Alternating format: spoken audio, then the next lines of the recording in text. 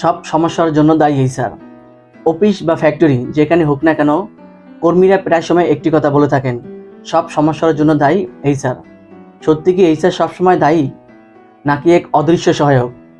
আসল সত্যটা কি, চলুন জেনে নেই। আসুন বাস্তবতায় আসি।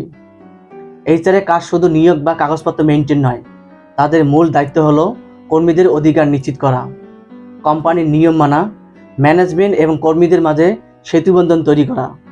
অর্থাৎ এইচআর সবসময় চেষ্টা করে দুটি পক্ষকে সবসময় সাহায্য করতে। চলুন এবার জেনে নেই কেন এইচআর সবসময় ভিলেন। কর্মীরা মনে করে সবসময় এইচআর ম্যানেজমেন্টের পক্ষে কথা বলে। ম্যানেজমেন্ট মনে করে এইচআর কর্মীদের প্রতি একটি বেশি নরম থাকে।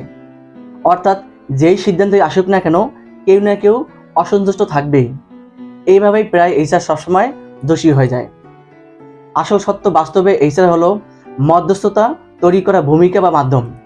এইচআরদের লক্ষ্য হলো সমস্যা সমাধান খোঁজা, দুই পক্ষের স্বার্থ রক্ষা করা এবং কোম্পানির জন্য একটি স্বাস্থ্যকর পরিবেশ তৈরি করা।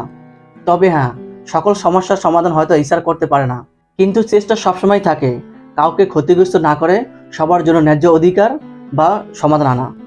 একটি কথা সবসময় মনে রাখবেন, এইচআরকে কখনোই দোষারোপ করবেন না। তারা আপনার শত্রু নয়। এইচআর কখনোই এমপ্লয়ীদের খারাপ চায় না, তারা আসলেই আপনাকে সাহায্য করতে চায়। এইচআরের মূল কাজ হচ্ছে সবার জন্য সমান ভারসাম্য খুঁজে বের করা, যা খুব সহজ নয়। এইচআর আসলেই ভিলেন নয়, বরং তারা এক অদৃশ্য হিরো। আজকের মতন এখানেই শেষ। আবার দেখা হবে নতুন কোনো টপিক নিয়ে। লাইক, কমেন্ট, শেয়ার এবং সাবস্ক্রাইব করে সাথেই থাকুন। আল্লাহ হাফেজ।